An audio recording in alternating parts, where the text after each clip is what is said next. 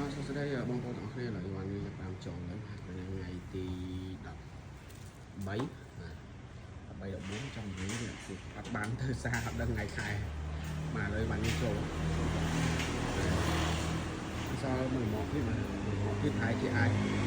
ប៉ុណ្ណឹងមកទៀតអាចប៉ុណ្ណឹងគឺមួយច្រើនយើងនឹងតាមគីឡូវាឥឡូវបានយើងចាប់បានចូលហើយត្រៀមចូលឆ្នាំចិនបាទអីវ៉ាន់ហ្នឹងគឺសម្រាប់យើងចូលឆ្នាំចិនផងមកយើងហើយនឹងអីវ៉ាន់ប្រហែលជាមកបន្តបន្ទាប់រហូតដល់ចូលឆ្នាំខ្មែរចាប់ពីថ្ងៃហ្នឹងទៅបាទអីវ៉ាន់យើងចូលរហូតបាទបណ្ដៃវ៉ាន់ខ្លះគេកំងស្រាច់ហើយ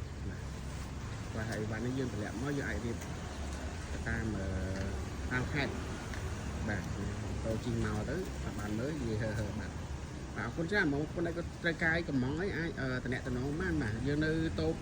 អូឡ িম্প ពិកតូប61 62 A0 បាទគឺមកផ្ទះខ្ញុំក៏បានខ្ញុំក៏បានស្រួលរើសបាទគាត់ថាអីវ៉ាន់វាអត់មានច្រើនដូចនៅសារយើងមានគ្រប់មុខចឹងណាបាទមកដល់ផ្ទះយើងមានតែត្រឹមតែអីវ៉ាន់ដែលយើងយកមកដល់ថ្មីចឹងណាបាទអីវ៉ាន់នៅសារយើងមានគ្រប់មុខគ្រប់គ្វេចឹងណាបងប្អូនអាចតំណែងបានបាទតាម Facebook ក៏បានតាម Page ក៏បានតាម Profile បានតាម Telegram ក៏បានបើខ្ញុំមានច្រើនដែរ Social Media បងប្អូនអាចត្រូវការអាចតំណែងបានឬមួយបងប្អូនអាចតំណែងតាមលេខទូរស័ព្ទក៏បានដែរទូរស័ព្ទហើយ Telegram ខ្ញុំដាក់ហ្នឹងគឺ011 47 ហើយនឹងប្រព័ន្ធ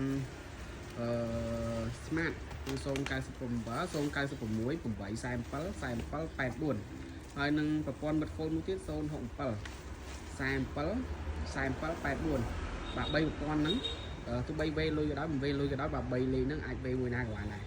បាទអរគុណច្រើនបាយ